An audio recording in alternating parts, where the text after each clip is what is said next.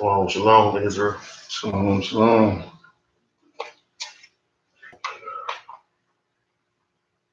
Got Nehemiah over here. We just can't Joseph over here. go lie together.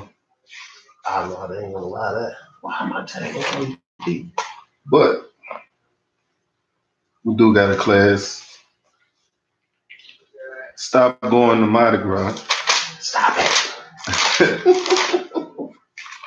It's not good for you. Mardi Gras is of the devil. Mardi Gras is evil.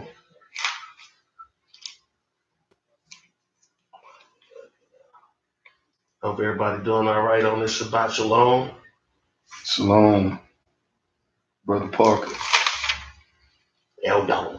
Elyon. I don't want to get up there. All right, can I get up and let down? We got our expert. My little brother up there. What's up, little bro? Shalom. We got our Mardi Gras expert. Straight out of New Orleans, Brother Joseph. But yeah, we wanted to bring a class to y'all on the Mardi Gras. The Mardi Gras gonna be coming up here soon. What is it, Monday? Mm-hmm. And I know a lot of folks, especially in this area, love to go to Mardi Gras. But do y'all even know the origins of Mardi Gras? Right. Do you know what y'all doing when you go on the Mardi Gras, participating in those carnivals, even the carnival? Because the Mardi Gras ain't nothing but a part of the carnival. Mm-hmm. Do you know what carnival means? We're going to do stuff that we don't even understand. Just because it's fun doesn't mean anything. That's where it started, having fun. Don't when people get on hard drugs, coke, crack, cocaine, meth, heroin, it started with having fun. That's how the devil gets you. So we wanted to delve into that just to give a little warning for our people that's going to be going to attend Mardi Gras, and they don't know no better. They're just doing what's part of tradition of man. Right. Like my brother. And those black folks, we just need an excuse just to party. So that was the appealing part for us. You know what I'm saying? It was just a big party, so we're going to do it. But actually, it's more deeper than that. It's way deeper than that.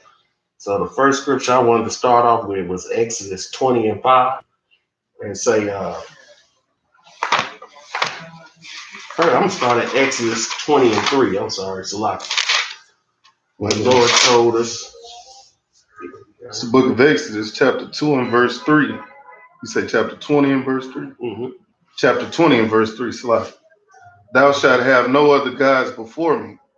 Thou shalt not make unto thee any graven image or any likeness of anything that is in heaven above, or that is in the earth beneath, or that is in the water under the earth. Keep going. Mm-hmm. Thou shalt not bow down thyself to them, nor serve them, for I am the Lord thy God, and I am a jealous God, visiting the iniquity of the fathers upon the children until the third and fourth generation of them that hate me, and showing mercy unto thousands of them that love me. So how many? To thousands of them that love me. And do what? And keep my commandments. Showing mercy. We don't cover this, but he says showing mercy to thousands of them that love him. It's billions of people on this planet. And he say to the thousands that love him. Why? Because the rest of everybody else is bowing down and serving other gods. And all these different holidays, we all know about Christmas, Easter, Halloween, and all that. But do we know about the Carnival and Mardi Gras? Right. That's bowing down to other gods also. What you think that whole festival is about? Mm-hmm. Everything has an origin. And you gotta, before you go and doing stuff, you gotta look into the origins of these things, man. And let's just get it again out of Deuteronomy 5 and 9, so we can hear the Most High reiterate itself on these things. And a lot of our people, they so lost, they going and doing things like this, the Mardi Gras, but they don't do the Passover. They don't do the Feast of Tabernacles. They don't even keep the Sabbath. And you doing something that the Catholic Church programmed you to do. And they right now got scandals after scandals of messing with little boys, getting convicted. So why would you follow a group of convicted felons, sexual molesters, child molesters on what they say do, instead of following the Most High God, man? Read that for me out. It's the book of Deuteronomy, chapter 5 and verse 9. Start at 6. Start at 6. It's the book of Deuteronomy, chapter 5 and verse 6. I am the Lord thy God, which brought thee out of the land of Egypt, from the house of bondage. So for you Israelites, you so-called blacks, we got the Most High God who brought us out of Egypt, out of the land of Egypt, and out of bondage. And once again, he brought us out of bondage. The Civil War didn't just happen. And it dang sure wasn't about them freeing us. It was about business with them. But for us, it meant us coming out the chains and the hold that they had on us physically. But who did it? Because it wasn't the people that had you in slavery. Why would they do it? Right. Why do they care that much? If they had enough gall to take you and put you in slavery, then they gonna care so much that they gonna fight each other to free you. Right. No. So you can praise Abraham Lincoln. Exactly. Do your research on that too. Everything ain't what it seems in this place, Right. man. So the Most High brought us out of bondage. So read on. Verse 7. Thou shalt have none other gods before me. Thou shalt not make thee any graven image or any likeness of anything that is in heaven above, or that is in earth beneath, or that is in the waters beneath the earth. Now, if you look at some of the floats, man, it's all types of abomination going on with them floats, man. I wish I could add video on this, but we live streaming. It's so much abomination in those floats. It's ridiculous. You might see a penis float going you know what I'm down saying? the road. Women have naked, and I'm not gonna lie. When I was in a younger state of mind, I wanted to go to the carnival. Right, Women right. have naked running around. No, that's to entice you. That should be a signal right there to a wiser man that anywhere they allowing women to run around showing their breasts, running around with thongs on, dancing sexually, that's a place of lust. That's something that the Most High tell us not to be at, because that ain't gonna be nothing but a place of sin. Right. But in the young state of mind, we don't know no better. I wanted to go to Brazil, Rio. I'm not gonna lie, but I know better now, because now I studied to show myself approved, and I actually looked into this stuff and see why they want us there. Yeah. You know what I'm saying? Read on up. Verse 9. Thou shalt not bow down thyself unto them, nor serve them. For I am the Lord thy God, and I am a jealous God. He's a what? Jealous God. He's a what? A jealous God. So back in the day, we was doing this same stuff, and we gonna read about it. And he put us in the situations because he's a jealous God, because we went against him. Because when the heathens came for us, for the ones who didn't fight against it, the other ones went along with it. And to the demise of our nation, man, for some fun. Read on out and see what the Lord say he's gonna do to us. Visiting the iniquity of the fathers upon the children unto the third and fourth generation of them that hate me. Of them that hate him. He's not just gonna deal with you. He said to the third and fourth generations of the children of them that hate him. So we know that keeping his commandments is loving the Most High God. But if we go against it, then we hate him. And at this abomination, carnival, when we get into this, just like this country, just like this world, everything in it is set to go against the Most High God. If you look at the United States, everything about the United States is opposite, anti the God of Israel. Right. No matter what they say. And they tell you one nation under God, but what God is that? Because it's surely not the God of the Bible. And the nation that's supposed to be together under God is the nation of Israel. And we all know what's going on in Israel. It's a bunch of division. That's a class for another day. But yeah, man, the Most High said he's going to visit the iniquity of the fathers upon the children unto the third and fourth generation. So it's going to extend. When we doing things like this, we ain't doing nothing but getting our children cursed. Yeah. Like in New Orleans, my brother going to testify to that. They that's why it's one of the worst cities in the planet. You know what I'm saying? It's not no bad. Rio de Janeiro, one of the worst places on the planet. You take away the beauty part, but for the Israelites that live there, It's a murder scene. As hell. You know what I'm saying? Haiti, all throughout the Caribbean. Yeah, the Caribbean is beautiful. Yeah, it's beaches and this and that. But what about the Israelites that live there? How are they living? Jamaica. How are they living? You know what I'm saying? When you get down to the real Israelites that's in those places, they living in the slums. So it's easy to entice them to do this because it's all about fun. You're gonna get drunk, you're gonna get high, you're gonna get sexual, everybody's sexual. That is to go against the most high God. Fun. Fun, it ain't that you can't have fun. It's the way you go about having fun. If that fun can get you HIV, is it really fun? Right. If that fun can get you locked up in prison, is it really fun? You know what I'm saying? The most high fun don't lead to all that. This stuff is crazy, man. So the first thing I wanted to go into was carnival. The definition of carnival at that. Etymology of the word.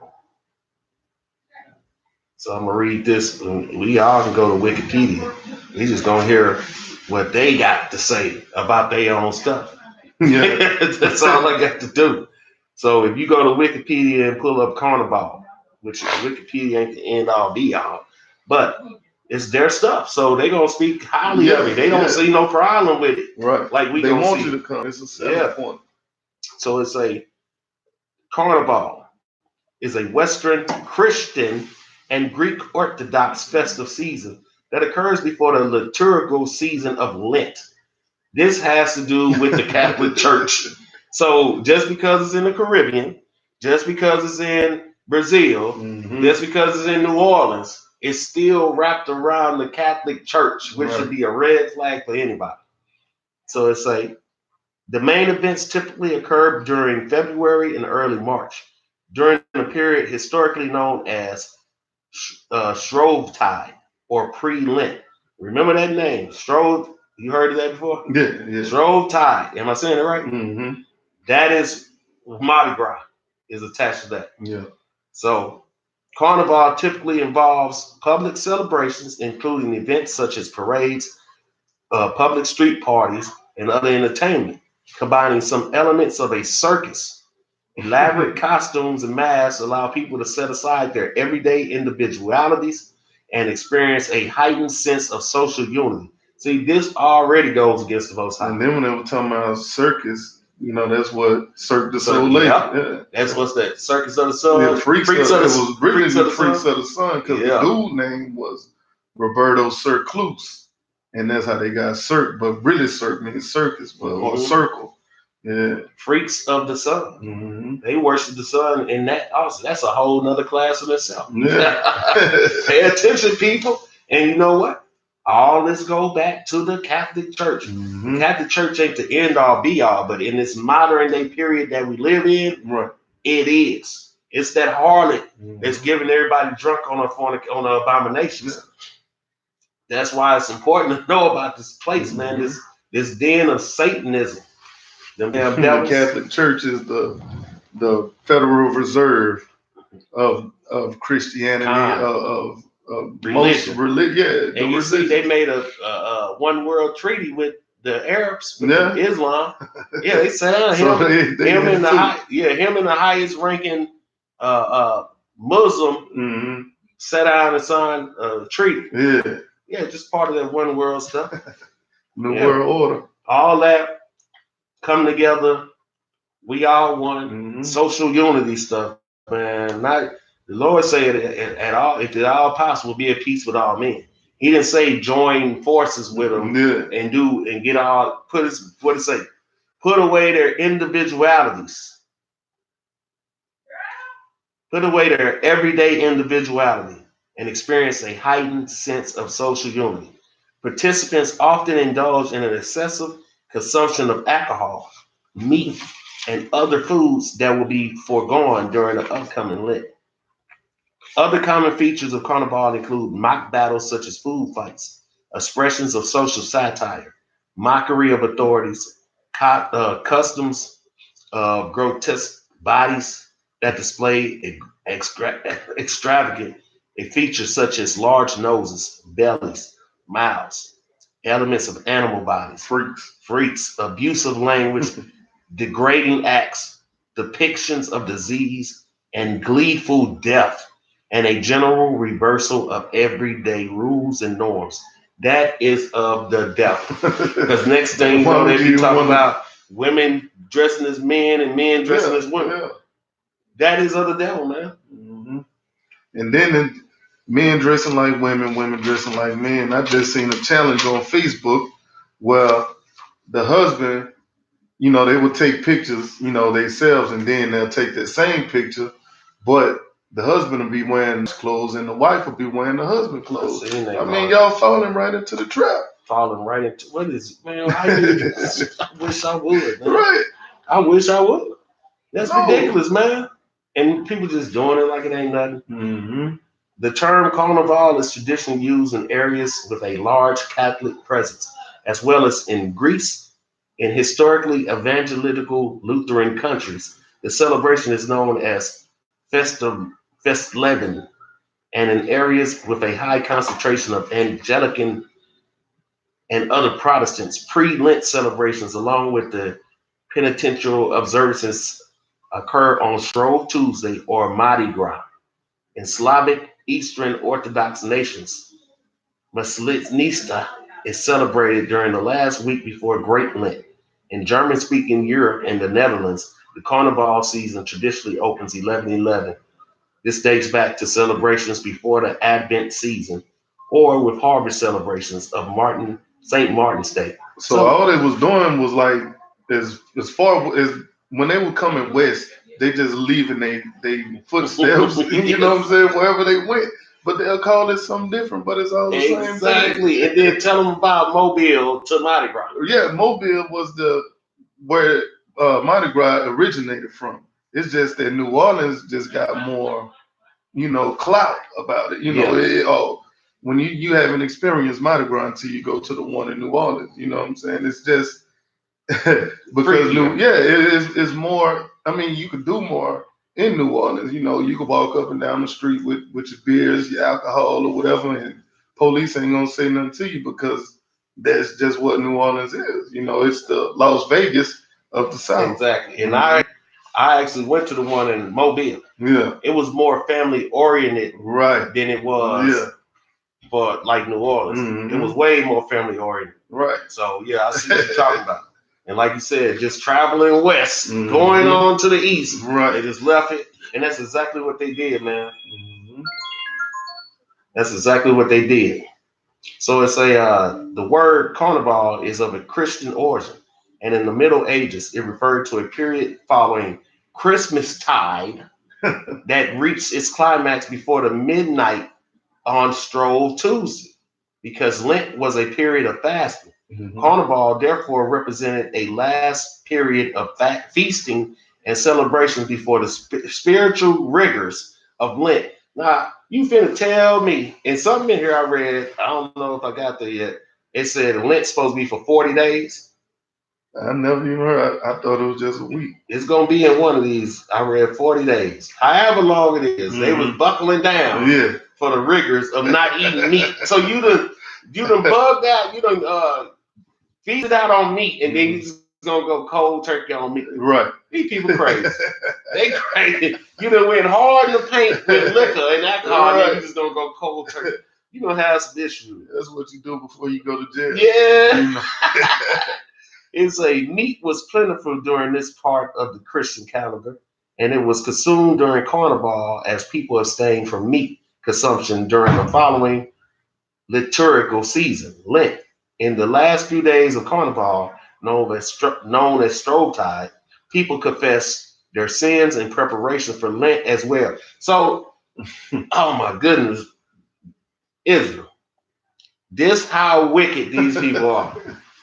They say that you can sin as much, you can have gluttony with the meat, you can alcoholism, gluttony, sexual immortalities, all types of sin before you get ready to not sin. Like you said, that's something you do. Yeah, that's something you do before you go to jail. Yeah. Come on, man. And they confess these sins. And oh my goodness. Is that all I want on this?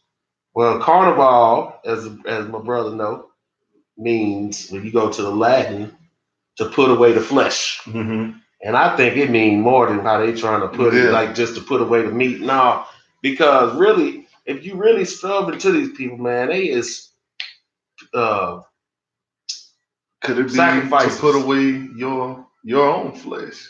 You know what I mean? But when you delve into it, that's a contradiction. Yeah. You're supposed to put that away anyway. Right. That's what the Most High say. You're supposed to strive to put it away. You don't go hard in the paint and be a sinner and then just hit the brakes on it and just stop. For 7 days. Yeah, that don't make no sense. You're supposed to do this for life. Mm-hmm. And they saying, go out here and sin for a party and a festival. So just look at it in the light of, all right, I'm an Israelite. I go to New Orleans and party as hard as I can for a week and then just hit brakes on it and go back to being an Israelite. Yeah. I don't think that's how I could have works. swore the scriptures say, be not, lukewarm. You got to be either hot or be cold. You know what I'm saying? Matter of fact, I got you. That's a great scripture. 1 Corinthians.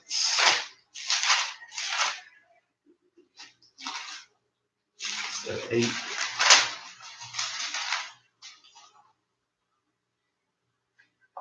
That's what I wanted.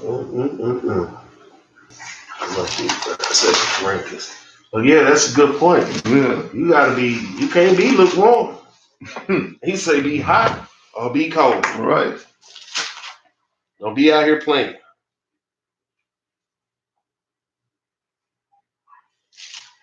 First Corinthians chapter 10. Yeah, bring that out, huh? Let me see if I want to start up. I'm gonna start at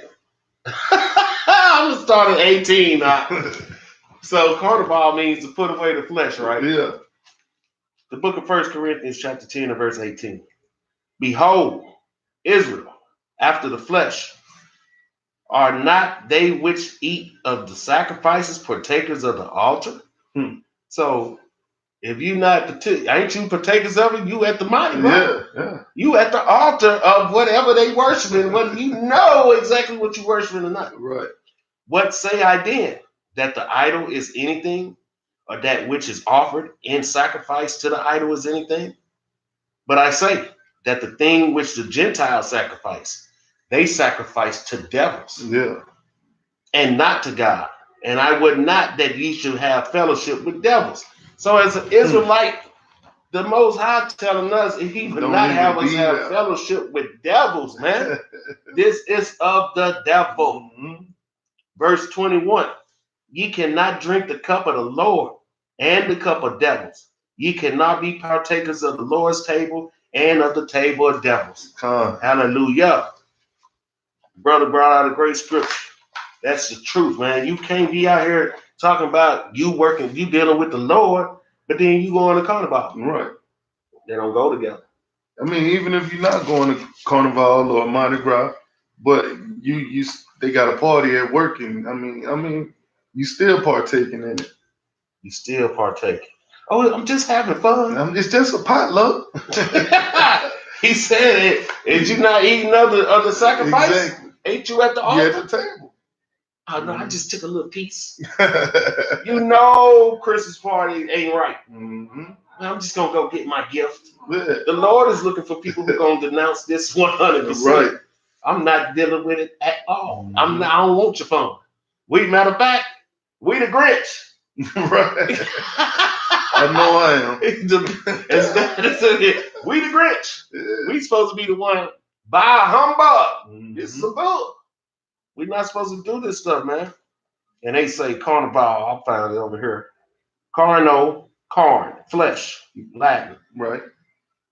Lavere, put away. Carno laverium, strove tide. They got it right here. They got it running right. And what's strove tide, Mardi Gras? So how's you putting away the flesh in the middle of a Mardi Gras? Right. Ain't they just gonna make you want to have more? Right. Like every drug is there. Yeah. All the women is out. Half naked. So you done went to Mardi Gras, right? And had the best fun of your life. And you not gonna want to do that? You gonna wait a whole another year to do that? I don't think that's how it works. I don't think you take that ecstasy and go to Mardi Gras and have the best time of your life, and then you say, that's it. Let's hear. It's so bad that they let these kids out of school for this. You know what I'm saying? Like when it was a big thing. I mean, it still is a big thing. You know what I'm saying? It's still a big thing, and we're gonna get into how big it is. I'm gonna read this. Dionysus. Dionysus. This is who this stuff is wrapped around, man. Dionysus. Dionys. And Dionysus, Greek, is the god of the grape harvest, wine making and wine. And this is why he tell you, don't be doing these things. You worshiping another god. Mm-hmm. You got to know what's going on. People just ain't having fun just to have fun. It's always something wrapped around it. Exactly. Always. Wine making and wine of fertility, ritual madness, religious ecstasy, and theater in Greek, ancient Greek, religion and myth. Now that word myth, some stuff just ain't a myth. The God is a myth, but the stuff that they doing around it's not a myth. It's true. Mm-hmm. Yeah, it's not a Dionysus. Yeah, he can't do nothing for you. But the stuff that people doing for the sake of a Dionysus, that's what's gonna do something to you. It's a wine played an important role in Greek culture, and the cult of Dionysus was the main religious focus for its unrestrained consumption. That's what it's all about. Unrestrained consumption of lust, drugs, alcohol. Just let it all out. Just let it all out. His worship became firmly established in the 7th century BC. He may have been worshipped as early as 1500 to 1100 BC by Mycenaean Greeks. Traces the Dionysian type cult have also been found in ancient Minoan Crete. His origins are uncertain, and his cult took many forms. Some are described by ancient sources as Thracians, others as Greek. In some cults, he arrives from the east as an Asiatic foreigner. See, in the other one, when it was talking about Asiatic, it was talking about Baal. Yeah. Pay attention to that, because we're going to get on that too. Baal ain't come from nowhere. He just ain't come out of nowhere. They said they don't, origins unknown. He arrives from the east as an Asiatic foreigner, and others from Ethiopia in the south. Some scholars believe that Dionysus is a syncretism of a local Greek nature deity and a more powerful god from Thrace and Phrygia, such as Sabazios and Zalmosis. He is a god of empathy, the God that comes, and his forgiveness as an arriving outsider God made inherent and essential. Salaki may be inherent and essential to his coat because he is an outsider God and he's forgiving. So that's going to be enticing to people. Oh, he's forgiving and he comes from the east. I like this guy. So to say, he is a major and popular figure in Greek mythology and in religion, becoming increasingly important over time. See, when people got to realize that even though he's called Dionysus in the Greek, he's called something else in the Romans, and he called something else in the English. And we're going to get to that. He said, becoming increasingly important over time and included in some list of the 12 Olympians. In some list of the 12, they don't even know what they want to put in their top 12. Man, they tripping. Why is it 12 Olympians? Yeah. Come on, man. As the last of their number and the only God born from a mortal mother. See? That sounds like Jesus right there. He a forgiving God. Right. The only God born from a mortal mother. His festivals were the driving force behind the development of Greek theater. He is also known as Bacchus. Remember that, people? Bacchus. Bacchus. If any of you have your apocrypha, you'll be familiar with that name. The name adopted by the Romans. See there? The Romans.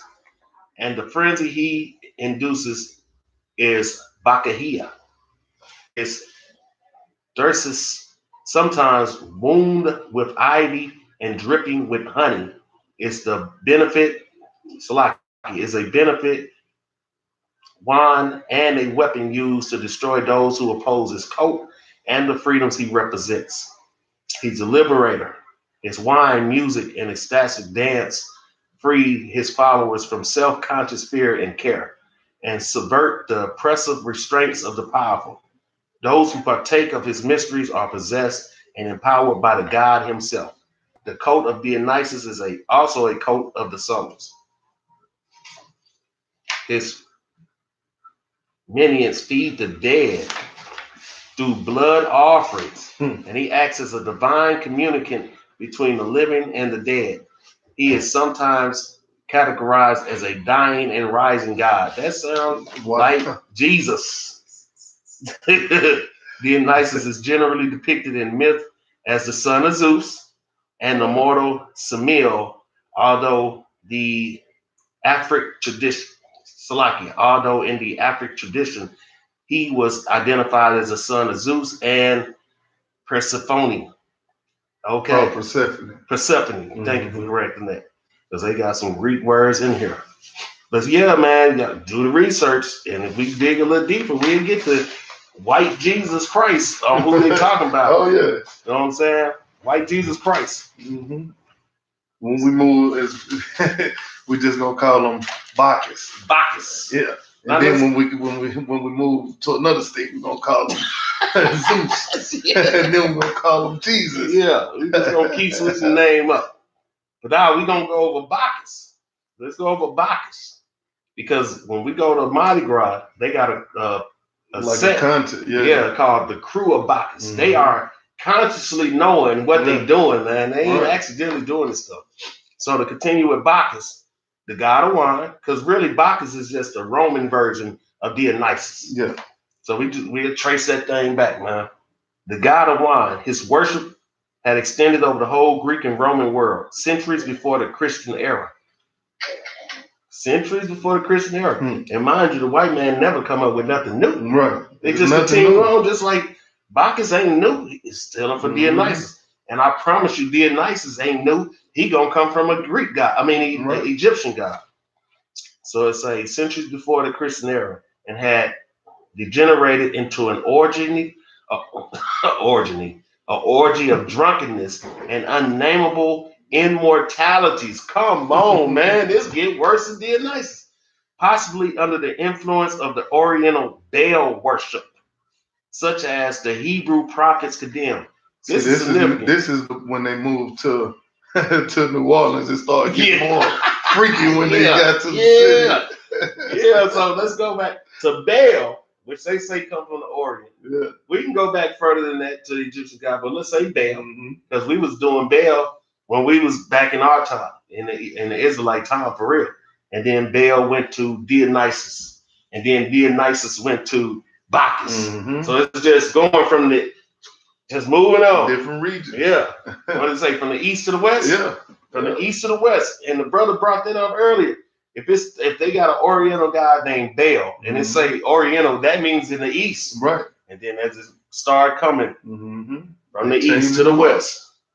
So, and it gets worse and worse every time, because I know that the carnival is worse than the Mardi Gras. Because I seen some. So let's pay attention to this. It says, such as the Hebrew prophets condemn. We know that the Hebrew Israelite prophets are the only ones that condemn all these things that's going on in this world. Right. Because the only we had the law. Because we had the law. We are the only ones that go against this stuff, man. It say it has been surmised that Dionysus was originally not a Greek, but an Oriental deity. His worship had been introduced into Egypt, perhaps by the Ptolemy in 222 through 204 BC. Had branded the Jews. Can you give me 2 Maccabees chapter 6? Because we're going to pull this right out of our scriptures. It say, had branded the Jews there with his emblem, the sign of the ivy. When Antiochus made his assault upon Jerusalem in the year 168 BC, he determined to extirpate, I don't know what that word Maccabees what? Chapter 6, extirpate the worship of Yahweh. They got Yahweh, but we know it's Yahweh, which he recognized as the strength of the Jewish resistance. You can pull this up on Wikipedia. They know that the Most High is the strength of our resistance. That's why they do everything to take that away from us. Read that up. Let's start from 1. Verse 1. This is the book of 2nd Maccabees out of the Apocrypha, chapter 6 and verse 1. Not long after this, the king sent an old man of Athens to compel the Jews to depart from the laws of their fathers and to not live after the laws of Yah. So he sent somebody to compel us to talk to us about leaving the law of our God, man. This is serious because so many different ways. Like in this situation, they tried to compel us to leave. In other situations, they forcing us to leave it. You know what I'm saying? Let's read on. Verse 2. And to pollute also the temple in Jerusalem, and to call it the temple of Jupiter, Olympius, and that in Garizim of Jupiter, the defenders of strangers, as they did desire that dwelt in the place. The coming in of this mischief was sore and grievous to the people, for the temple was filled with riot and reveling by the Gentiles who dallied with harlots and had to do with women within the circuit of the holy places, and besides that brought in things that were not lawful. See, that's why the Most High don't want us dealing with these devils, man. Con. Dealing with the Gentiles, because they always want to abominate everything, even in their churches. The Bible tell you don't eat swine. They gonna still eat pork in the churches. They gonna have ham sandwiches and honey glazed hams up in that mug, catfish and all types of stuff. They at this point they ain't gotta compel us to go against God. We gotta compel ourselves to not go against God. That's what we're doing now. We're trying to compel our people to not go against the Most High God because they came in to compel us. A lot of us fell for it. The ones that didn't fall for it, they forced us into it. Yeah. And we're finna read about that part right here. Verse 6. Neither was it lawful for a man to keep neither was it lawful for a man to keep Sabbath days or ancient feasts, or to profess himself at all to be a Jew. To do what? You couldn't even profess to be a Jew, man. Be one. But right now, we got people, you tell them, bro, you know you're a Jew. You're an Israelite. No, I'm not. They don't even want to be. They'll claim everything else but that. No, I'm a Christian. I'm a child of God. I'm a Muslim. So now we're telling our people, you are a Jew. You are an Israelite. They don't want to be. Back in the day, they wouldn't let us say it. They wouldn't allow us to do the Sabbath day and keep the feast days or profess ourselves to be a Jew at all. Come on, dude. Our people not see that, man? And even for our Israelites who know who we are, we still need to take the lessons of what else are we not doing that we're supposed to be doing. And that's unity amongst our people, man. The heathens can't come in and compel us to go against our God if we working together. That's why only 1/3 gonna make it. All praises, brother. That's right. So us 1/3 that's trying to make it, we need to take this as a lesson and work together under the laws of the Most High God. Read on out. Verse 7. And in the day of the king's birth, every month they were brought by bitter constraint to eat the sacrifices, and when the feast of Bacchus, the what? The feast of Bacchus, the what? The feast of Bacchus was kept, the Jews were compelled to go in procession to Bacchus carrying ivy. Carrying what? Carrying ivy. We was compelled to go in procession in a parade. In a parade, bringing ivy. Why do we bring ivy? Let's come back over here, and it says, "For Ptolemy had branded the Jews there with his emblem, the sign of the ivy." We can't make this up, man. And right now, our people gearing up to go do the procession Bacchus. Right. But instead of ivy, they give you beads. They give you beads. This is serious, man. This is not no coincidence. This is from thousands of years ago. Right. It's 2019, and we go here enough to do the same thing. Mm-hmm. Read on, right? Verse 8.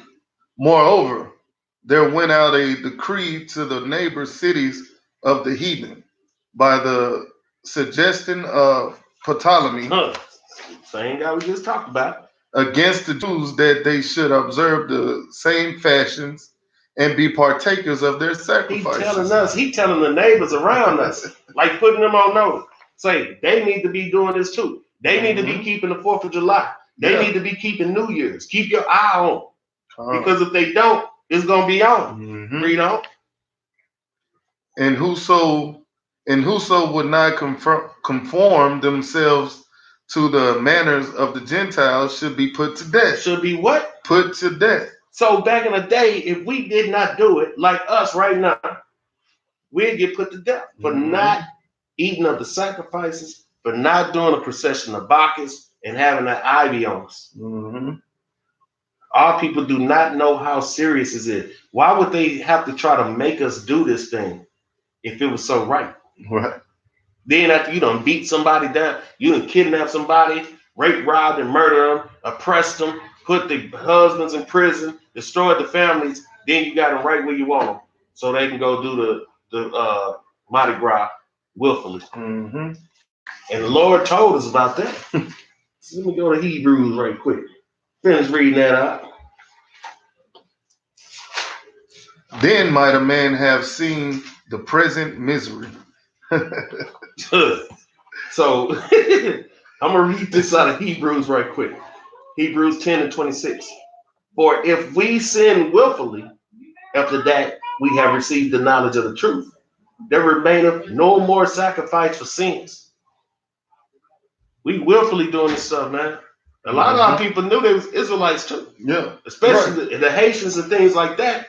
And they still participate in that stuff. You know what I'm saying? Jamaicans know we Israelites. Yeah. They still participate in this stuff. And why do you think the Carnival and Mardi Gras is more prominent in the port cities? The cities where they actually drop the slaves off to New Orleans, Mobile. Those are port cities where you can bring your ship and drop the slaves off. Look at Haiti, port city. You can bring your boat in. Jamaica, you can bring your boat in. That's why these things are more prominent in those areas where they brought the slaves. And it show you right there. That's evidence showing you wherever we went. It's a trail of evidence showing you they didn't put this stuff on us for no reason. Right. You know what I'm saying? They didn't have to force. It don't talk about them forcing other nations. Like, for instance, you would have a Chinese person who's a Buddhist come over here and do Christmas. Yeah. They ain't making them do that because they don't care if the Chinese don't do Christmas. Right. But they so willfully want to do it. What's this? That foreigner God, that one that accepts strangers. You know what I'm saying? Jesus Christ don't accept you, and they come right over here and do Christmas. That same thing, man. They don't know how they getting persuaded. This stuff is real, man. Yeah, I gotta wake up. But it don't matter for them heathen. But I wanted to bring this out for the people that went against it. Let's read what happened to them. Let's keep reading. Verse 10. For there were 2 women brought who had circumcised their children, whom when they had openly led round about the city, the babies hanging at their breasts, they cast them down headlong from the wall. So they threw sisters and their babies down the wall because they wouldn't participate in the sacrifices, man. And anybody who just tuning in, we have 2 Maccabees chapter 6, verse 10, almost at 11. They threw our women over the wall for not participating. Just think about how baby breastfeeding, they throwing them both off. Exactly, man. That's what they did to our people. But yet we willfully do their stuff. Read now. And others that had run together into caves nearby to keep the Sabbath day secretly, being discovered to Philip, were all burnt together, because they made a conscience to help. They made a conscience to help themselves for the honor of the most sacred day, which was the Sabbath. So they came together to see. They said, "All right, we gonna try to go duck off, and we still gonna keep the Sabbath." Yeah. They found out about that and they burnt it. This is serious, man. This is what we're going to celebrate. Exactly. For us not doing that, this is what they doing to us. Because I won't eat no swine, you gonna kill me? But let's keep reading. And see the Lord say why he did this. Now beseech those that read this book that they be not discouraged for these calamities. So he telling us, for the people, us who lucky enough to get to read this, he said, don't be discouraged at their calamities. Why? But that they judge those punishments not to be for destruction, but for chastening of our nation. So it's not for our destruction that they them sisters and brothers. It's for chastising of the nation. So when we read this, we can feel the pain of what happened to them, so we won't do the same thing. Right, because really reading this is making me mad. You know what I'm saying? It's making me angry, bro. Yeah. Like every time I think about everything we read, and you weigh it out on the scale, for them not eating pork, they got killed. No, that don't equal up. Keep reading. It's gonna get worse. I want to read all of it. At first I didn't, but I do. I want to read all of it. I want to show y'all how they did us, just for us not doing what they wanted us to do. And this is verse 13. For it is a token of great goodness when wicked doers are not suffered any long time, but forthwith punished. For not as with other nations, whom the Lord patiently forbeareth to punish, till they become to the fullness of their sins, to deal it with. I'm gonna read the scripture. I ain't even gonna talk. I'm gonna read it. Book 12 verse 5. If ye endure chastisement, God dealeth with you as with sons. For what son is he whom the Father chastised not?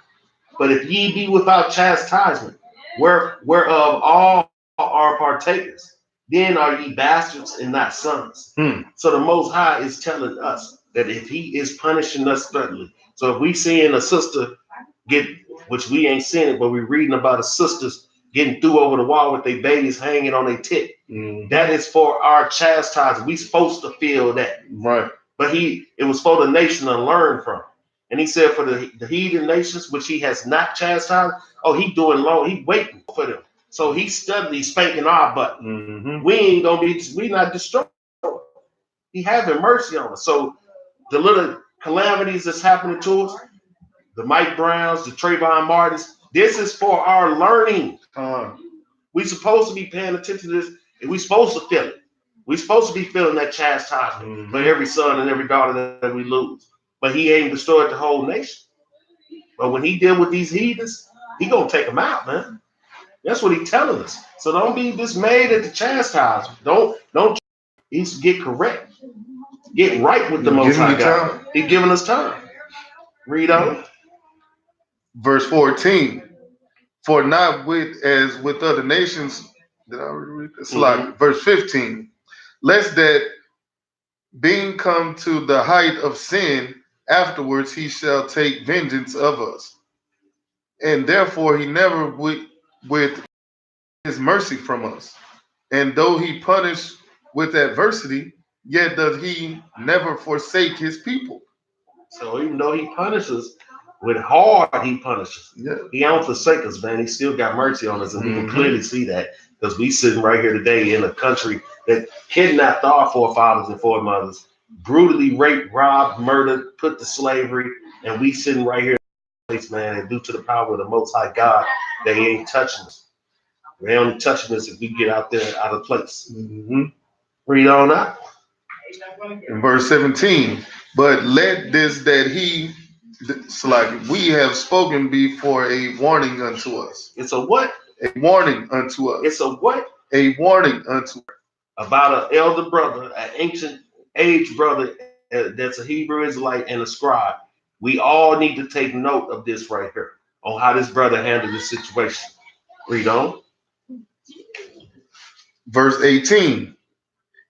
Eleazar, one of the principal scribes an aged man and of well-favored countenance, was constrained to open his mouth and eat swine's flesh. They forced him to open his mouth to try to get him to eat swine's flesh.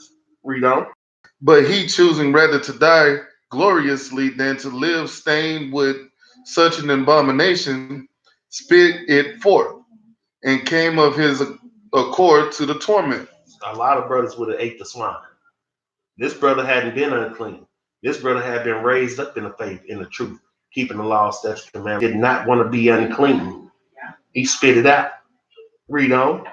And it behoved them to come that are resolute to stand out against such things as are not lawful for love of life to be tasted. But they that have the charge of that but they the charge of that wicked feast, Of that what? that wicked feast, The feast of Bacchus. Read on. for the old acquaintance they had with the man, taking him aside, besought him to bring flesh of his own provision. So these people that was over the feast had respect for this elder. And they gonna say, all right, they tried to force him to eat the meat. He spit it out. Then they come to him and say, have some lamb, but we act like it's swine. Uh-huh. So you can just go ahead and get it out the way. But let's see what happened with that. Such as was lawful for him to use, and make as if he did eat of flesh taken from the sacrifice commanded by the king, Mm-hmm. that in so doing he might be delivered from death, and for the old friendship with them find favor. So just to find favor. So he had a decision. He can make himself, he can find favor with those wicked by acting like he ate the meat, but he really didn't, and still not have stained himself with the Most High God. Mm-hmm. But that's false. That's still lying. Mm-hmm. So even though you did not eat it, you act like you did, and you leading the people on. Mm-hmm. Read on. But he began to consider discreetly and the excellency of his ancient years and the honor of his gray head, whereunto he was come in his most honest education from a child, or rather the holy law made and given by Yah. Therefore he answered accordingly, and willed them straightways to send him to the grave. He said, He'll rather die. Go ahead and send me to the grave, partner, because I ain't going out like that. Go ahead. Verse 24. For it becometh not our age, said he, in any wise to disassemble, whereby many young persons might think that Eleazar, being fourscore years old and 10, were now gone to a strange religion. He would have seemed like he went to a strange religion. And he would have led other people, young folks, to think that Eleazar doing it. You are in charge of people by your actions, whether you know it or not. That's why. Now that's an OG. And that's an OG. And he knew it. That's why I said he answered accordingly and willed them straightways to send them to the grave. Because why did I live this long under the law doing the Lord's work if I'm going to get to this point for love of life that I'm going to go against my God? Right. That is not good, bro. That's a waste. That would have been a waste. But this brother stood up like we all need to stand up. Read on that. And so that through mine hypocrisy and desire to live a little time and a moment longer shall be deceived by me, and I get a stain to mine old age, and make it abominable. For a little more time on this wicked planet, are you killing him? Are you serious? Any real true Hebrew Israelite brother, man of the Lord, know that a little more time here ain't better. It's not better. That brother said, I'm gonna take my wins and just roll with it. I ain't taking no L. Because that's what he would have been doing, taking the L for a little bit more time here. It and ain't leading working. his people on. And leading his people on, you're going to have a stain on you. Read on out. Verse 26. For though for the present time I should be delivered from the punishment of men, yet should I not escape the hand of the Almighty, neither alive nor dead. That's the whole thing right there. that really sums it up. You may escape the punishment of men, but you can't escape the punishment of the Most High, dead or alive. You can't do it. You can't do it. So that's all I need to know right there. So read on. I know not to sit up here worrying about a little more time to please man. Read on up. Verse 27. Wherefore now, manfully changing this life, I will shew myself such in one as mine age required, and leave a notable example. And do what? Leave a notable example to such as be young to die willingly and courageously for the honorable and holy laws. That's what I'm talking Hallelujah. about. Hallelujah. And when he said these words, immediately he went to the torment. So after he said that, they immediately, went to the torment. It's crazy. Verse 29.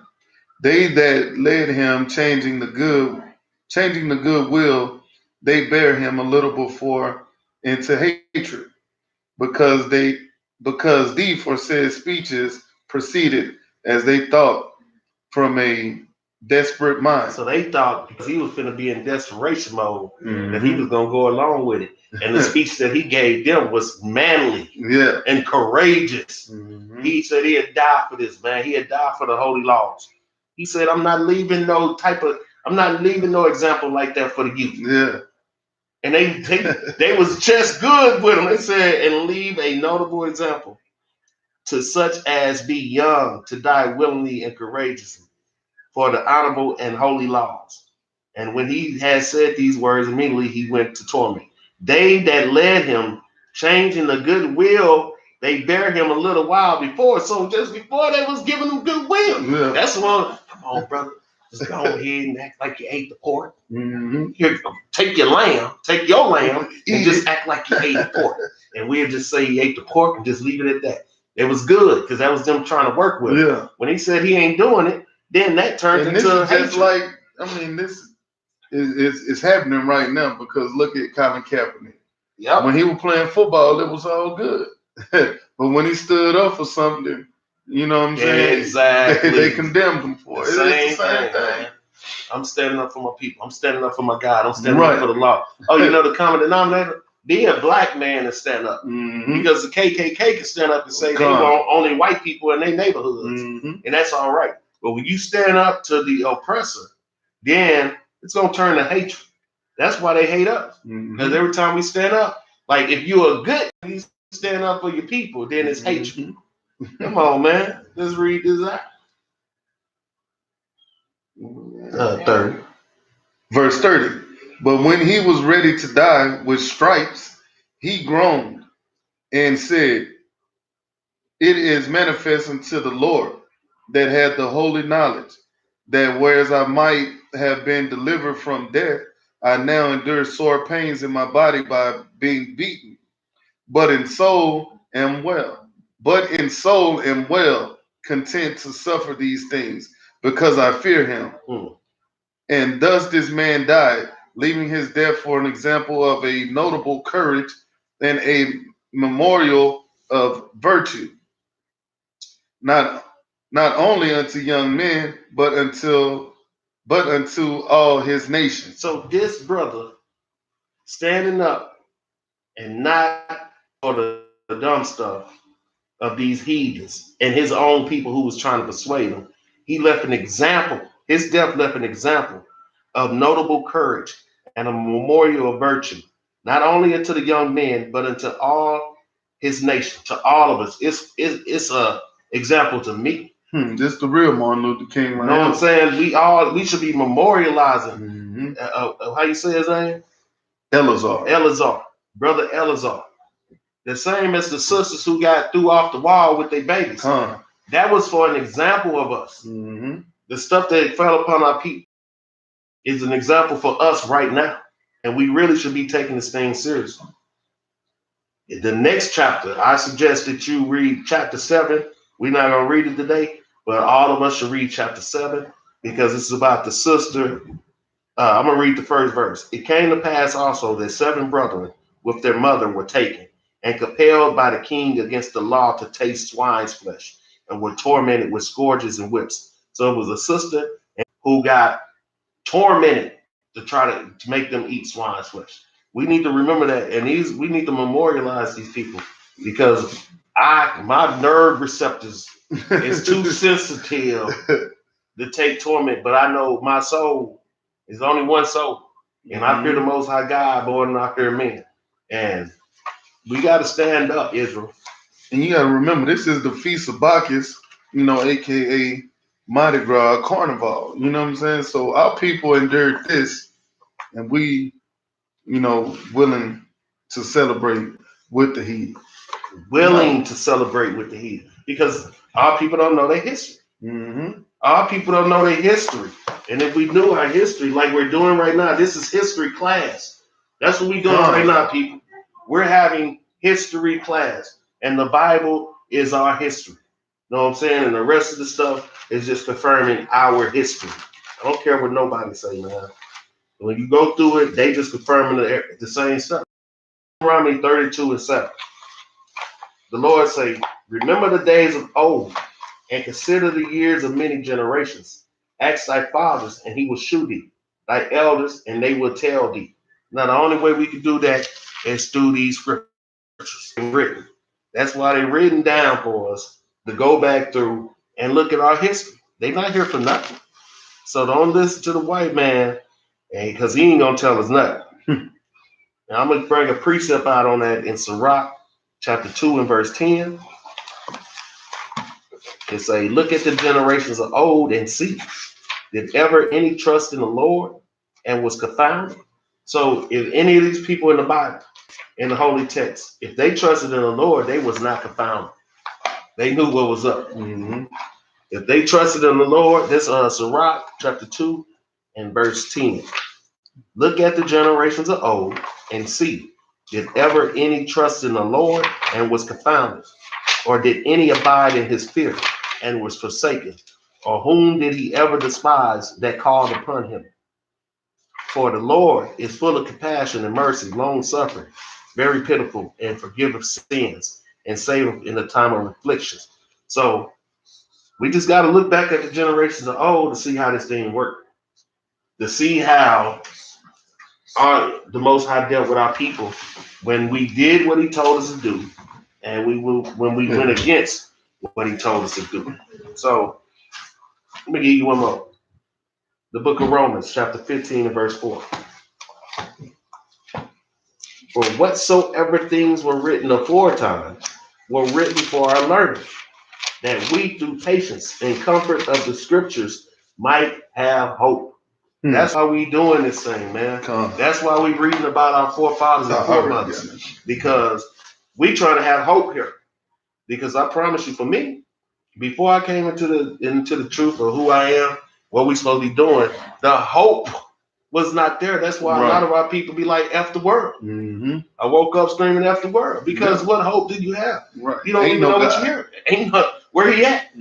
But we know why he not here. We turned our face from him, so he turned his face from us.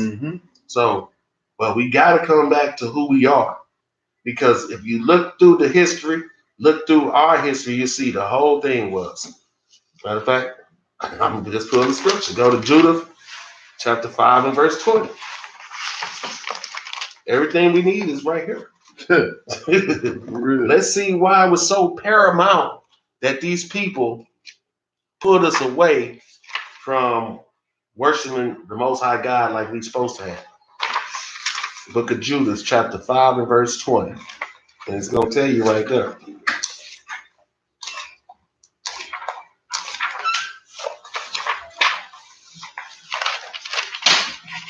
Want me to read? Yeah, kind of. It's the book of Judah out of the Apocrypha, chapter 20 and verse, it's like chapter 5 and verse 20. Now therefore, my Lord and Governor, if there be any error in this people and they sin against their God, let us consider that this shall be their ruin, and let us go up, and we shall overcome them. But if there be no iniquity in their nation, If there be what? be no iniquity in their nation, In the whole nation. Read on. let my Lord now pass by, lest their Lord defend them and their God be for them, and we become a reproach before the world. So they knew to not bother us if we was keeping the laws of the Most High God Right. and staying out of iniquity. But they also knew that if we was in iniquity, that they could take us. Yeah. I'm gonna give you a precept to go with that, and it's in Judith chapter 11 and verse 10.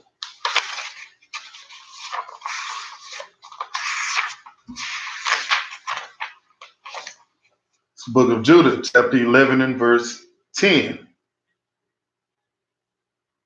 Therefore, O Lord and Governor, reject not his word, but lay it up in thine heart. For it is true. For our nation shall be punished. Shall not be. For our nation shall not be punished, neither can the sword prevail against them, except they sin against their God. Except we sin against our God. That's what leaves us wide open to police brutality. Mm-hmm. Unarmed black men getting murdered and nothing happening.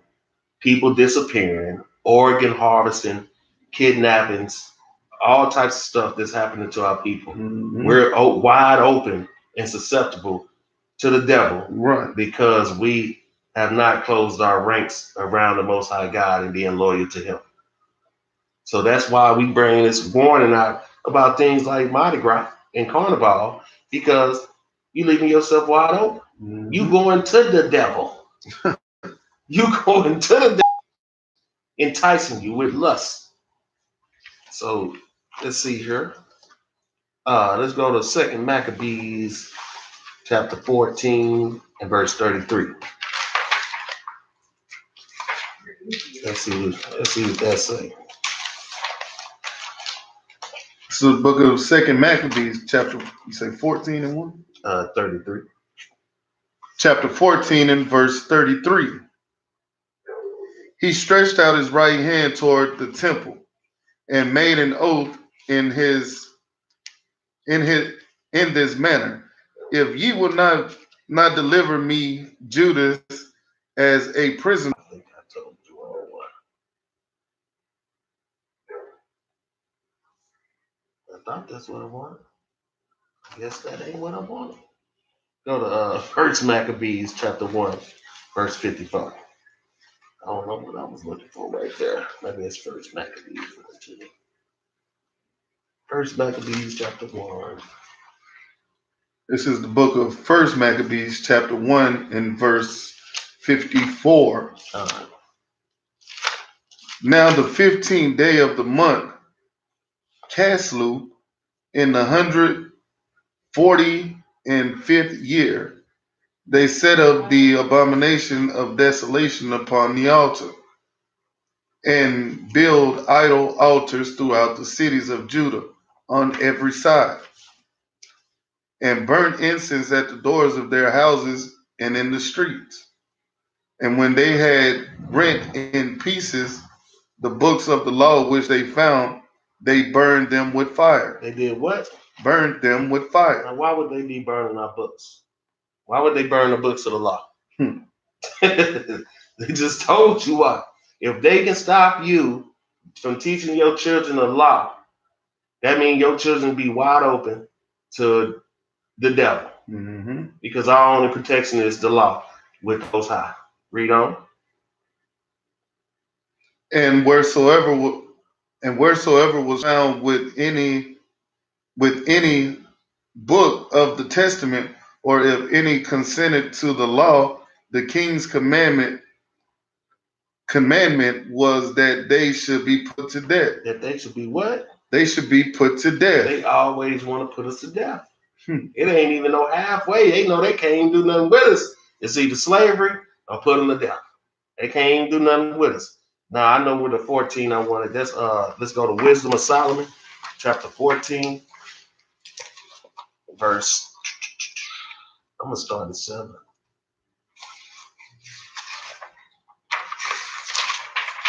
Because it's gonna be a lot of good information that comes from this right here. I'll read it if you want me to. Oh, no, right. All right. We need to read the whole rest of this chapter. It's the book of Wisdom of Solomon, chapter 14. What verse? Verse 7. And for blessed is the wood whereby righteous cometh, but that which is made with hand cursed, as well it. I can't even understand that. Yeah, as well it as he that he, because he made it, and it, because it being corruptible, it was called God. So it's talking about these idols. That's what it's going into. That's why I said, for blessed is the wood whereby righteousness cometh. Mm-hmm. Because like with Noah, he made the ship out of wood. Christ was crucified on the cross. So it ain't the wood that's the problem. Yeah. But then it started going into, but that which is made with hands is cursed. Right. What they make out of the wood. As well it as he that made it. So the person that's making this idolatry is cursed. Mm-hmm. He, because he made it, and it, because being corruptible, it was called God. For the ungodly and his ungodliness are both alike hateful unto God. This is what we trying to tell you about this stuff, man. Christmas, Easter, Thanksgiving, the Mardi Gras, and whatever else stuff that come along, Valentine's, all this stuff, man, is not of God. For that which is made shall be punished together with him that made it. Therefore, even upon the idols of the Gentiles shall there be a visitation. So even upon the idols, they gonna burn that thing up, man. What else you gonna do with wood but burn it up? Right. You gonna burn it up. He said it's gonna be a visitation because in the creature of God, they are become an abomination and stumbling blocks to the souls of men and a snare to the feet of the unwise. That's what the Mardi Gras is. It's a snare to the feet of the unwise because you so captivated with drinking down the Bourbon Street, seeing some titties coming out, catching some beads and doing whatever you want to do. You're not concerned about the evil that's coming from this because it's like you said, that wood or that idolatry and the one who made it. Yeah. Also, you just assume the ones who's doing it, which we read that somewhere, the ones who's doing it, being partakers of it, is going to be punished too.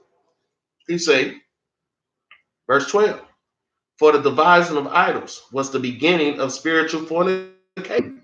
Look at them floats. Look at the stuff that they know the backstory on the crew of Bacchus or any one of them crews that they running down through New Orleans. It's a story behind all of it. Right. He said the devising of idols was the beginning of spiritual fornication and the invention of them, the corruption of life. For neither were they from the beginning, neither shall they be forever. For by the vainglory of men they entered into the world, and therefore they shall come shortly to an end. This next part is going to go into Pope Alexander VI and his son Cesar Borgia. For a father afflicted with untimely mourning, when he has made an image of his child soon taken away, now honor him as a god, which was then a dead man, and delivered to those that were under him ceremonies and sacrifices. So that white Jesus picture that people is worshiping comes from the Catholic Church. Then after that, ceremonies and sacrifices. So all this pre-Lent, Mardi Gras, Strove Tide, Christmas Tide stuff, those are sacrifices and ceremonies, man. Easter, sacrifices and ceremonies. Christmas, sacrifices and ceremonies that do not come out of the Holy Bible. It comes from man. That comes from the Catholic Church. And it say, verse 16, thus in the process of time, an ungodly custom grown strong was kept as law, and graven images were worshipped by the commandments of kings. Tell them about going to school in New Orleans. Man, you see what was we talking about? Talking about what was I saying? When y'all was in school, how they was getting y'all prepared for it. Oh yeah, they would let the kids out of school, you know what I'm saying, just to partake in these, these floats and these festivals and carnivals. And yeah, I mean, why do you think they won't? They'll tell you to go to school, but then they'll take you out of school. Yeah. So you could partake in that. You know what I'm saying? It's all of the devil. And spiritual fornication. That's why they let them out of school for Christmas. They let them out of school for Thanksgiving. They let them out of school for the New Year. They let them out of school for all these wicked holidays. Right. They make sure you out of school for Easter Sunday. You know what I'm saying? That's what it say. That's an ungodly custom, grown strong and kept as a law, and it's given by the commandments of kings. This government gives you days off to do these high wicked days. Do it. Yeah. You know what I'm saying? And it say verse 17, whom men could not. Verse 16. Thus, in the process of time, an ungodly custom grown strong was kept as a law, and graven images were worshipped by the commandments of kings, whom men could not honor in presence because they dwelt far off. They took the counterfeit of its vestige from afar, that picture of Borgia, and made an express image of a king whom they honored. They might flatter him that was absent, as if he were present. Also, the singular superstition. So this is Leonardo da Vinci and Michelangelo. If you look into the history of that, that's why they famous. They whitewashed Christ. Yeah. Michelangelo made a statue of David. That was a white man. They painted Christ with the Last Supper. Yeah. That's Leonardo da Vinci. The Sergio Borgia picture of so-called Jesus Christ. That's Leonardo da Vinci. They had a competition. They were great at what they did. Yeah. The Sistine Chapel, Michelangelo. They was commissioned by the Catholic Church to whitewash the images out of the Bible. Yeah. That's why they famous. The same way Christopher Columbus. The only reason why he famous because he's a murderer. You know what I'm saying? He enslaved people. That's the only reason why he's famous. That's all of them across the board. George Washington. Anyone that they raised up as a great man wasn't nothing but a murderer. That's all he was. And in this instance, they was a murderer because they whitewashed the images of the people in the Bible. They whitewashed Moses. They whitewashed Moses. They whitewashed Solomon. They whitewashed Christ. So they whitewashed God. So this is why these people were famous. Right now they famous. For he, peradventure, willing to please one in authority. That one in authority was the Pope. Forced all his skills to make the resemblance of the best fashion. And if you think I'm making this up, look it up about the what's the word I'm looking for? The Enlightenment era, the Enlightenment period. In Europe, what the Enlightenment was all about. It's supposed to have been about knowledge. What was it about? They wrapped it around the Bible and said it was Christianity. The Enlightenment was the enlightenment of the Catholic Church, bringing religion and power back to Europe, because the Catholic Church was the forerunner of slavery. They the ones sent conquistadors. Who the conquistadors work for? Come on, man. Starts with the Catholic Church. All of it starts with the Catholic Church. That great harlot, the one who got the world drinking of abominations. It's a verse 20. And so the multitude, allured by the grace of the work, took him now for a god, which a little before was but honored as a man. And this was an occasion to deceive the world. For men, serving either calamity or tyranny, did ascribe unto stones and stocks the incommunicable name. Moreover, this was not enough for them, that they erred in the knowledge of God, And we know the knowledge of God is the law, statutes, commandments. Mm-hmm. So they brought religion, but they erred in the knowledge of God. Yeah. But whereas they lived in the great war of ignorance, those so great plague, they slew their children in sacrifices, or used secret ceremonies, or made revelings of strange rites. That's what you do. That's what you're doing with your children right now. You're sacrificing them when you're doing Christmas. Right. You're sacrificing them when you're doing Easter. You're sacrificing them when you're doing the Mardi Gras. To the third and fourth To generation. the third and fourth generation of those who hate him. Verse 24. They kept their lives any longer undefiled, but either one slew another's treacherously, or grieved him by adultery, so that there reigned in all men without exception blood, manslaughter, theft, dissimulation, corruption, unfaithfulness, tumults, perjury, disquieting of good men, forgetfulness of good terms, defiling of souls. That is crucial, because that's what's happening. Our people is defiling their adultery and shameless uncleanliness. For the worshiping of idols not to be named is the beginning, the cause, and the end of all evil. For either they are mad when they be merry, or prophesy lies. So when they out there being merry, while they out here partying and having fun, they're mad. Mm-hmm. And they ain't talking about mad is emotionally. They're mentally mad. Yeah. They don't know what they're doing. They're defiling themselves, thinking they having fun, being merry. And if they ain't doing that, they prophesy lies or live unjustly, or else lightly forswear themselves. For in so much as their trust is in idols, which have no life, though they swear falsely, yet they look not to be hurt. Howbeit, for both causes shall they be justly punished, both because they brought not well, Salakia, both because they thought not well of God, giving heed into idols, and also unjustly swore in deceit, despising holiness. For it is not the power of them by whom they swear, but it is in the just vengeance of sinners that punishes always the offenses of the ungodly.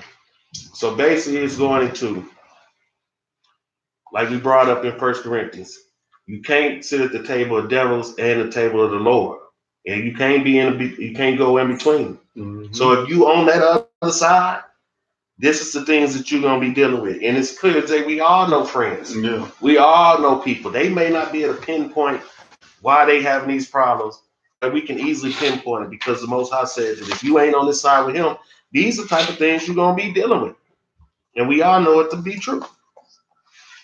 We all know it to be true. So can we get you got something to add? Oh, Let's get Jeremiah chapter 10 and verse 1. Jeremiah chapter. We all know this scripture. It goes into Christmas, but it also extends into all of these holidays, wicked holidays. this is the book of Jeremiah, chapter 10 and verse 1. Hear ye the word which the Lord is speaking unto you, O house of Israel. Oh, who? O house of Israel. So this is talking to us, Israel. Thus said the Lord, learn not the way of the heathen. What did the Lord say? Learn not the way of the heathen. Don't learn the Mardi Gras. Rito. And be not dismayed at the signs of heaven. Blood moons, eclipses, things of that nature. We shouldn't worry about that stuff. Read on. For the heathen are dismayed at them. Uh-huh. For the customs of the people are vain. Carnival is vain. For one cutteth the tree out of the forest, the work of the hands of the workmen with the axe. We know that's talking about the tree. And going to Egypt, going to Rome. We know what that's talking about. We're going into Christmas, though. We're going to keep reading because there's more going on with this. They deck it with silver and gold. They fasten it with nails and with hammers that it move not. Mm-hmm. They are upright as a palm tree, but speak not. They must needs be born because they cannot go. but not afraid of them, for they cannot do evil, neither also is it in them to do good. Read on. For as much as there is none like thee, O Lord, thou art great, and thy name is great in thy might. So we know that the Lord is great, and his name is great in might. Let's keep reading. Who would not fear thee? Who would not fear the Creator, man? You Hmm. got to be mad to not fear the Creator. Oh, I'm my own person. I can do what I want to do. Right. It's my will. Know what I'm saying? You mad. I created myself and all this type of crazy stuff. Read on that. O King of nations, for to thee doth it appertain, for as much as among all the wise men of the nations and all in their kingdoms, there is none like unto thee. There ain't no God like the Creator of all creations. Con. There ain't no God. So no matter what these other people talking about, ain't none like unto the God of Israel. Read on. But they are altogether brutish and foolish, the stock of doctrine of vanities. Everything that these people do on this planet, all their religions, all their policies, all their philosophies, all of them are brutish and foolish. They the stock of the doctrines of vanity. Man has vanity, man. Read on up. Silver spread into plates is brought from Tarshish, Mm-hmm. and gold from Euphaz, the work of the workman, in the hands of the founder. Blue and purple is their clothing. They are all the work of cunning men. Read on. But the Lord is the true Yah. What is he? The Lord is the true The Yah. God we serve is a true Yah. Read on. He is the living Yah, He is the living Yah. and is an everlasting King. God.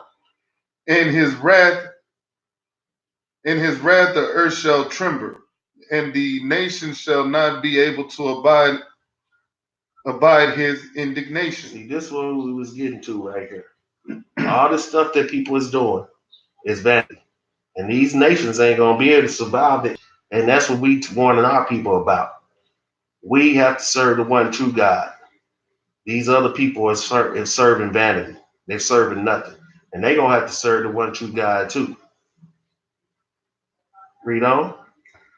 Thus shall ye say unto them, the gods that have not made the heavens and the earth, even they shall perish from the earth. And from us he has made the earth by his power. He hath established the world by his wisdom, Mm-hmm. and hath stretched out the heavens by his discretion. Mm-hmm. When he uttereth his voice, there is a multitude of waters in the heavens, and he causeth the vapors to ascend from the ends into the ends of the earth. He maketh lightning with rain, and bringeth forth the wind out of his treasures. Every man is brutish in his knowledge. Mm-hmm. Every founder is confounded by the graven image. Mm-hmm. For his molten image is falsehood, and there is no breath in it. There ain't no breath in none of the stuff that these people is doing. Ain't no life in none of the stuff that these people is doing. It ain't been a Bacchus that brought nobody to life yet. Bacchus ain't made nobody live, ain't brought no life on this earth. You know what I'm saying? Dionysus ain't brought no life on this earth. Zeus ain't brought no life on this earth. Hercules ain't brought no life on this earth. White Jesus Christ ain't brought no life on this. You know what I'm saying? No God, but the Most High God, Yah, has brought life on this earth. Our people need to stop it, man. Read on. We're going to read the 16 now. There are vanity and the work of errors. In the time of their visitation, they shall perish. In the time of the visitation of the Most High, and he said that, he repeated that, they going to perish. Read on. The portion of Jacob is not like them, for he is the former of all things, and Israel is the rod of his inheritance. The Lord of hosts is his name. So, if you are an Israelite, if you love the Most High God, I would suggest you step away from things like Mardi Gras, Mm-hmm. things like Carnival, the Feast of Bacchus, Easter, Christmas, Halloween, and so many other things. We can go on for days because they got a different wicked holiday every 2 weeks. And you gotta ask the white man making up these holidays. You gotta ask yourself, where is this coming from? Like, what is the origin of these holidays? It's not just about to have, about having fun. It gotta be something. You know what I'm saying? Yeah. They always got an agenda. Because while they got you out celebrating, looking at breasts, they doing a sacrifice on somebody. Yeah. In the back room somewhere. Mm-hmm. They looking out, oh yeah, we got everybody doing exactly what we need them to do to bring that negative energy for whatever wicked thing that they, whatever demon that they working for. You know what I'm saying? To empower Satan. You know what I'm saying? When we should be empowering the Most High. Let's go to Judges chapter 10, verse 13, because the Most High, he got something for you. Are you Christians? Are you Christian lights? Are you people who think it's a joke with the Most High and what he say? Or just take it lightly, these things that's occurring in this country that we're doing. Chapter 10, verse 13. This stuff is not a light thing, man. This is serious.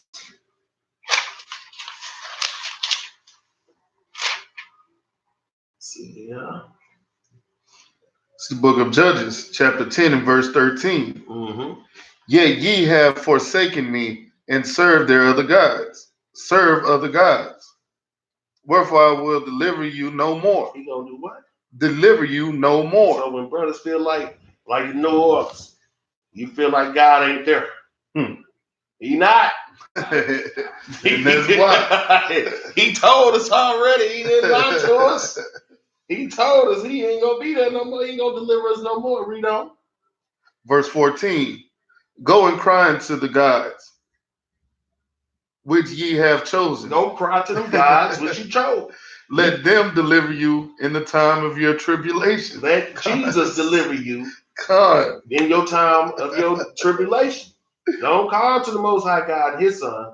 Call to Bacchus.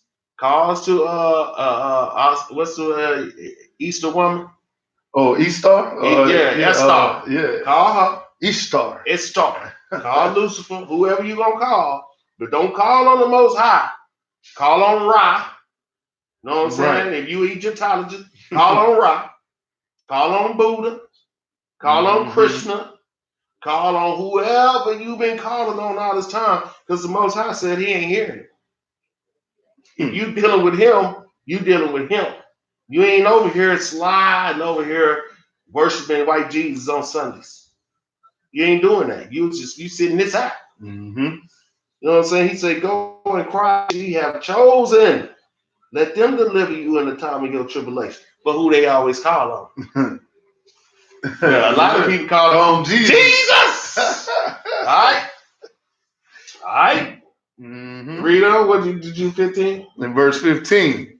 And the children of Israel said unto the Lord, we have sinned. Do thou unto us whatsoever seemeth good unto thee. Deliver us only. We pray thee this day. We pray this day. I don't call him Jesus. His name is Yahweh Shai. You know what I'm saying? And I call on to the Most High God of Israel, Yah. That's right. You know what I'm saying? Jesus is the son of Zeus. I used to go look it up. That's why I don't use that name. That's not his name. The letter J didn't even exist at the time. Some people call him Yahshua. Mm-hmm. You know what I'm saying? Yeshua, Yahweh Shai, but it ain't no J. I just can't go along with it. I know how people feel about it. It's the only name they know. Till they learn otherwise. But I would rather call him Yeshua. Yeah. You know what I'm saying? Joshua, you can call him Joshua. That's where the J came. Yeah, right. Joshua, Yeshua. But I wouldn't say that in other words. You know what I'm saying? It's just too many other reasons not to do that. But call on Yah. You know what I'm saying? That's who you call on. Because that's who Yahweh Shah called on. So I'm gonna call on the guy who the guy called on. You know what I'm saying? So let's read Proverbs, last one, Proverbs 1. We just give them warning where we might have two. Where you was at? Proverbs 1 and 26. Oh, I said 120, 147. Shout out, brother Yona. Where you at, man? He just texted me talking about he on his way. It's 5 o'clock.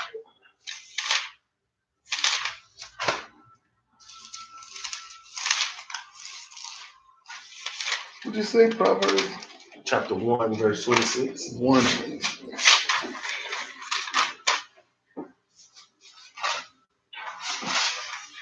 I'm gonna send the class to you. This is the book of Proverbs, chapter 1 and verse 26. I also will laugh at your calamity. What the Most High say? I will also laugh at your calamity. I will mock when your fear cometh. When your fear cometh as desolation, and your destruction cometh as a whirlwind, when the stress and anguish cometh upon you, then shall they call upon me, but I will not answer. They shall seek me early, but they shall not find me. For that they hated knowledge and did not choose the fear of the Lord. They will come none of my counsel. They despise all my reproof. Therefore shall they eat of the fruit of their own way and be filled with their own devices. For the turning away of the simple shall slay them, and the prosperity of fools shall destroy them. But whosoever hearken unto me shall dwell safely, and shall be quiet from fear of evil. God, so the Most High letting us know, man, he gonna laugh at your calamity when you turn away from him. So, like when we going through slavery, captivity, you going to jail and things like that, you ain't been dealing with him. He gonna laugh at your calamity. Mm-hmm. Why not? I don't blame him at all. Right. He giving us too many options, too many chances to come back. But he gonna let you, the fruit of you, of what you do, be your downfall. Mm-hmm. So if you abiding by the law to the best of your ability and trying to be godly towards the Most High, then that's gonna be your fruit. Mm-hmm. But if you want to be of this world and you want to do the things of this world, like I ain't making fun of New Orleans, but I seen the thing they was having a Mardi Gras and they was shooting. Somebody got shot. Yeah. All the people scattered. This and that. Yeah, that So happen all the time. if you in the midst of this thing Mm-hmm. and this happens, don't be shocked. Right. Don't be shocked that it happened. God. Like we should expect it to happen. Where wickedness dwells, it's gonna be God wickedness. Mm-hmm. So that's what he's telling you, man, and he gonna laugh because he gonna. I told you. Mm-hmm. Every Mardi Gras, somebody getting killed down there. Come. So we gonna leave you with this: Ezekiel chapter 33 and verse 7, because this is our job is, man. We supposed to come out here and do what the Most High told us to 35 and 7. 33 and 7.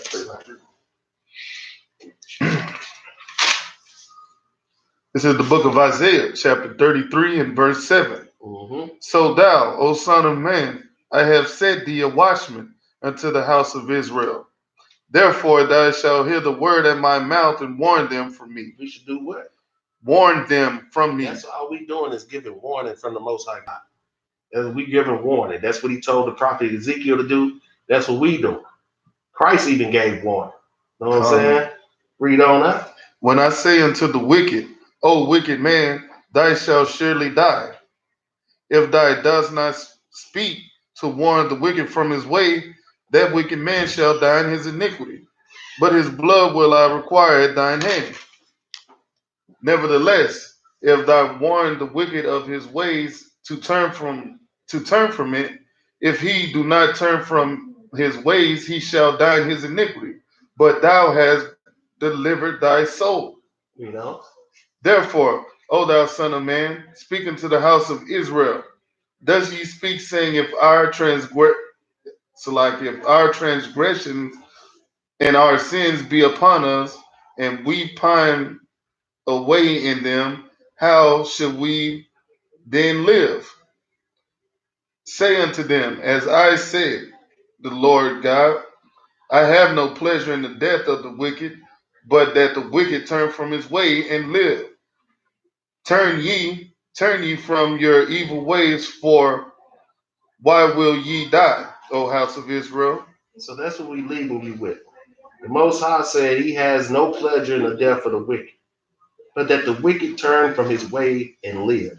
Come. Turn ye from your evil ways, or why will ye die, O house of Israel? This is the grace in which he set forth in front of us to come back to him. And we just giving that warning, man, and that's what we here for, to give warning. We ain't here to rule over you, put you in no coat. We here to give you warning from the Most High God. Come. And with that, we say Shabbat Shalom. Shabbat Shalom. All praise to the Most High God. All praise. Kwam Yasharah. Kwame Yasharah.